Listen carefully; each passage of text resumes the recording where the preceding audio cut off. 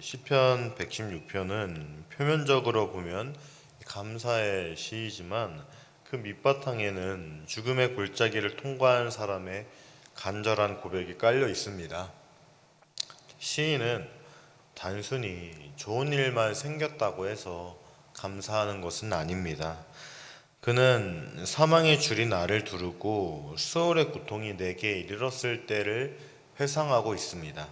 즉 죽음의 고통 속에서 하나님께 부르짖었고 하나님은 그 음성을 들은 것입니다. 이 감사는 고통의 반대편이 아니라 고통 한가운데에서 피어난 믿음의 감사입니다. 오늘날 우리의 감사도 마찬가지입니다. 감사는 형편이 좋아서 하는 감정의 표현이 아니라 하나님은 나의 절망 속에서도 함께 하시며 하나님은 나의 고난 속에서도 함께 하시며 하나님은 나를 도우시고 내 기도를 들으시고 나를 구원하신다는 이러한 믿음의 표현인 겁니다. 이 시는 하나님께서 고난 중의 기도를 들으시는 분이라는 사실을 증언하고 있는 겁니다. 시편 기자는 이렇게 고백합니다. 1절부터 2절은 여호와께서 내 음성과 내 간구를 들으심으로 내가 그를 사랑하는도다. 그의 귀를 내게 기울이셨으므로 내가 평생에 기도하리로다. 이렇게 말하죠. 우리의 기도에 귀를 기울이시는 하나님에 대한 우리의 반응 어때야 합니까? 기자는 크게 두 가지로 이야기합니다. 첫째, 하나님을 사랑하라는 것입니다. 이 사실을 강조하기 위해 내가 사랑합니다. 이 표현은 히브리어 원어로 보면은 강조형으로 표현된 것을 볼 수가 있습니다. 사랑한다는 것은 사람이 사랑하는 사람을 만날 때 숨이 가빠지는 것을 묘사하는 아주 감정적인 단어입니다. 우리는 진심으로 열정적으로 바라보며 하나님을 섬겨야 하는 것입니다. 그리고 두 번째는 더 열심히 기도하라고 말을 하고 있습니다. 하나님은 우리의 기도를 하나도 놓치지 않으시고 모두 들으시고 적절하게 응답하시는 그러한 분이십니다. 그러므로 우리는 더욱더 기도해야 하는 겁니다. 이것을 일종의 선순환이라고 봐도 무방할 겁니다. 우리가 기도할 때 하나님께서 열납하고 우리는 더 적극적으로 기도할 힘이 생기게 되는 겁니다. 그리하여서 우리는 하나님을 더욱더 사랑하게 되고 하나님께 더욱더 기도하게 되고 하나님은 그 기도에 응답하시면 우리는 또다시 하나님을 사랑하게 되는 것입니다. 그리고 기자는 자신의 상황이 어땠는지를 말하고 있습니다. 3절에서 4절은 사망의 줄이 나를 두르고 수월의 고통이 내게 이름으로 내가 환난과 슬픔을 만났을 때 내가 여호와의 이름으로 기도하기를 여호와여 주께 구하오니 내 영혼을 건지소서 하였도다. 아멘. 정확히 어떠한 일이 있었는지는 알 수는 없습니다. 그러나 한 가지 확신한 것은 그가 경험한 위기가 이 생명을 위협할 만한 위기였다는 겁니다. 상황이 얼마나 위협적이었는지 저자는 사망의 줄이 그를 둘렀고 수월의 고통이 그에게 이르렀다고 그렇게 말하고 있습니다. 사망의 줄이 그를 둘렀다는 것은 그가 죽음의 올무에 걸려서 결코 빠져나올 수 없었던 상황을 묘사하고 있습니다. 마치 올무에 걸린 새처럼 죽음을 기다리는 절박한 상황이었습니다. 그렇기에 그는 수월의 고통, 곧 죽을 것이라는 이 고통, 공포에 휩싸였습니다. 이처럼 절망적인 상황에서 그는 소망의 끈을 놓지 않았습니다. 그는 여호와께 간절히 기도했습니다. 그는 주님께 그의 영혼을 구원해달라고 호소했습니다. 살려달라고 기도한 것입니다. 끝까지 포기하지 않고 기도한 것이 결국 이 기자를 살렸습니다. 여호와께서 그에게 응답하셨습니다. 5절에서 6절은 여호와는 은혜로우시며 의로우시며 우리 하나님은 긍휼이 많으시도다. 여호와께서는 순진한 자를 지키시나니 내가 어려울 때 나를 구원하셨도다. 이렇게 말하고 있습니다. 기자는 자신의 기도를 들으신 하나님의 성품을 세 가지로 표현하고 있습니다. 은혜로우시며 의로우시며 긍휼이 많으시도다. 은혜, 의, 긍휼입니다. 은혜란 하나님의 용서와 백성들을 보존하시는 그러한 일과 관련되어 있는 단어입니다. 하나님의 의는 언약과 약속을 지키는 그러한 일에서 가장 빛나곤 합니다. 그리고 긍휼은 하나님이 인간의 연약함과 한계를 이해하시고 자상하게 대하시는 것을 의미합니다. 은혜로우시고 의로우시며 긍휼이 많으신 하나님은 순진한 자를 지키십니다. 하나님이 어려움에 처한 시편 기자를 구원하신 것입니다. 이제 기자는 하나님의 구원을 더욱 구체적으로 묘사합니다. 7절에서 9절을 통해 내 영혼아 내 평안함으로 돌아갈지어다 여호와께서 너를 후대하심이로다. 주께서 내 영혼을 사망에서 내 눈을 눈물에서 내 발을 넘어짐에서 건지셨나이다. 내가 생명이 있는 땅에서 여호와 앞에 행하리로다. 이렇게 말하고 있습니다. 여호와의 도움으로 위기를 넘긴 기자는 예전에 누리던 평온한 삶으로 속히 돌아가기를 소망하고 있습니다. 그는 하나님의 응답을 통해 주님이 그와 함께 하신다는 사실을 깨달았습니다. 그러므로 주변이 아직 완전히 평온하지는 않더라도 그는 정상적인 삶을 살고자 합니다. 평안함이란 안식처를 뜻하는 겁니다. 한때는 수월로 내려갈 뻔했던 이 사람이 이제는 안식처로 돌아가는 것을 꿈꾸고 있습니다. 그가 누리고자 하는 이 평안함은 하나님이 그를 후대하신 결과입니다. 여호와께서 기자의 삶에서 부족한 부분을 채우신 겁니다. 기자는 하나님이 그의 기도에 응답하시어 도우신 일을 세 가지로 묘사합니다. 첫째, 하나님은 그의 영혼을 사망에서 구하셨습니다. 그는 죽을 뻔했습니다. 그러나 위기의 상황에서 주님이 그에게 구원의 팔을 내미신 겁니다. 그리고 둘째로는 하나님이 그의 눈에서 눈물을 멈추게 하셨습니다.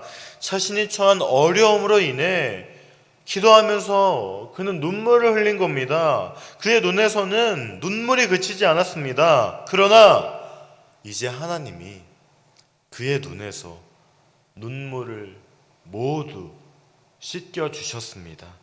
그리고 셋째, 하나님은 그의 발이 넘어지지 않도록 하셨습니다. 모든 것을 포기하여 넘어지거나 주저앉을 수 있었는데 하나님은 그에게 서서 걸을 힘을 주시고 바른 길을 가도록 인도하셨습니다.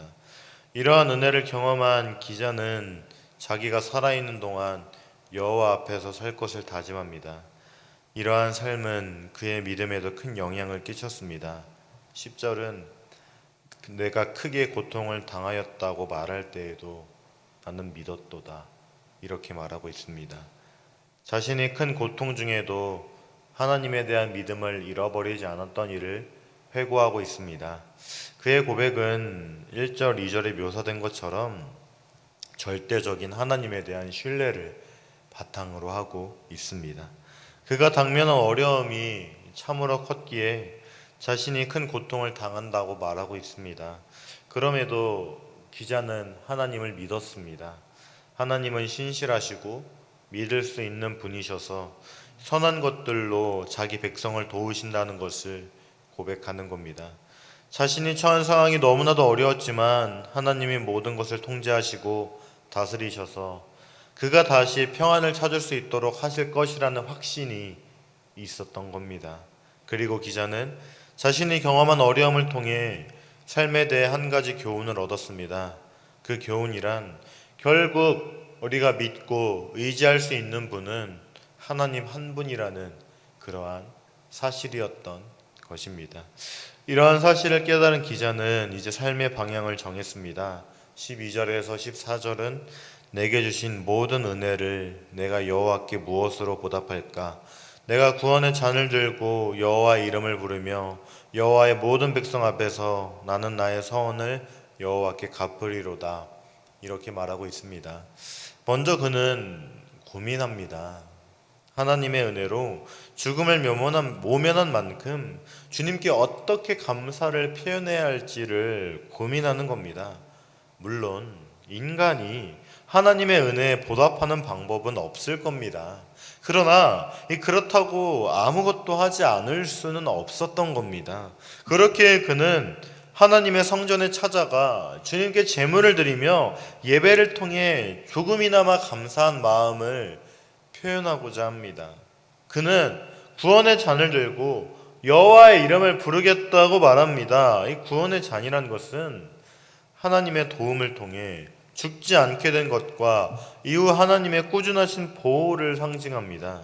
또한 그는 모든 백성이 지켜보는 가운데 자신이 선언한 것을 하나님께 갚겠다고 고백합니다. 이 또한 공개적인 예배와 관련된 것이라고 볼 수 있습니다. 하나님이 그가 서원한 바를 이루어 주셨다는 이 사실을 사람들에게 멀리 알리기 위해서입니다. 그가 곤경에 처했을 때 주님께 어떠한 서원을 했을 것이고 그 서원을 갚겠다고 말하는 겁니다. 이 또한 성전을 찾아가서 하나님께 예배를 드리겠다는 뜻입니다. 서원은 성전에서 갚는 것이기 때문입니다. 그리고 그는 감사제를 드리겠다고 말합니다. 17절에서 19절은 내가 주께 감사제를 드리고 여호와의 이름을 부르리이다.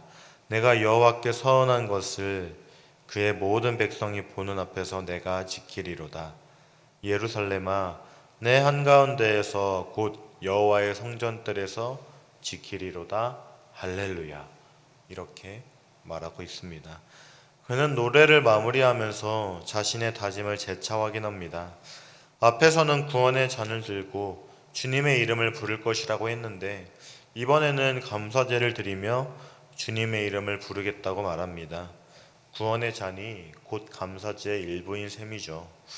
이어 그는 자신이 여호와께 서원한 것을 모든 백성이 보는 앞에서 지킬 것이라고 했는데 14절에서는 자신의 다짐을 재차 확인하고 있습니다. 이번에는 예루살렘에게도 자기가 감사제를 드리고 서원을 지키는지를 지켜보라고 말하고 있습니다. 이러한 표현, 예루살렘이란 것은 즉 예루살렘에 있는 모든 사람들, 더 나아가서 이스라엘에 있는 모든 백성들을 뜻하는 것이겠죠. 그는 무슨 일이 있어도 꼭 성전을 찾아가서 주님께 감사제를 드리겠다는 이러한 헌신과 결단을 표현하고 있는 겁니다. 그리고 자신이 서원한 것을 반드시 갚겠다고 그렇게 말하면서 할렐루야, 즉 하나님을 찬양하면서 시편을 마무리하고 있습니다. 사랑하는 여러분, 이렇게 시편 116편이 마무리됩니다. 시편 116편은 하나님이 나를 살리시고 나의 기도에 응답하시고 나를 고난에서 건지셨다는 것을 분명히 체험했고 그러한 경험을 한 자의 마땅한 태도, 이것을 말해주고 있습니다. 그는 하나님께 감사하며 하나님을 찬양하는 삶을 보여주고 있습니다. 다짐하고 있죠. 한순간이 아닙니다. 일평생입니다. 시인은 죽음에서 구원받은 자로서 이제 남은 생을 하나님께 드리고자 합니다. 감사는 단순한 감정이 아니라 삶의 방식이며 존재의 선언입니다. 오늘날 우리에게도 동일한 질문을 줍니다. 내게 주신 모든 은혜를 내가 여호와께 무엇으로 보답할 수 있을까? 물론 유한한 인간이 무한한 하나님께 무엇을 드릴 수 있겠습니까? 그러나 우리는 하나님의 은혜에 찬양으로 응답할 수 있고 구원의 잔을 감사로 들며 서원을 성실히 지키며 삶 전체를 예배로 드릴 수 있습니다. 감사는 결코 환경의 결과가 아니죠. 감사는 하나님의 은혜를 기억하는 믿음의 결과입니다. 죽음에서 생명으로 옮기신 하나님, 슬픔을 기쁨으로 바꾸신 하나님이 우리와 함께 하십니다. 우리가 이른 새벽 가운데 마땅히 해야 할 것은 바로 하나님을 향한 감사입니다. 그 하나님께 우리의 모든 삶을 감사로 드려야 하는 것입니다. 사랑하는 성도님들, 오늘 말씀을 기억하시기를 바랍니다. 우리를 구원하신 하나님, 우리의 기도에 응답하시는 하나님, 우리가 아무리 고난과 어려움 가운데 있더라도 우리를 건지시는 하나님, 이 하나님을 기억하시며 감사의 삶을 살아가시기를 바랍니다. 그래서 자신의 모든 삶이 감사로 충만해지는 성도님들이 되기를 주님의 이름으로 간절히 소망합니다. 이 시간 말씀을 기억하며 기도하겠습니다. 첫째, 하나님이 나를 구원하신다는 사실을 굳게 믿으며 자신의 모든 상황 앞에서 무엇보다 기도하게 하소서. 둘째, 나를 구원하시는 하나님께 감사의 잔을 올려드리게 하소서. 셋째, 우리의 삶 전체가 하나님을 향한 감사의 삶을 살아가게 하소서. 이러한 기도 제목으로 다 함께 기도하겠습니다.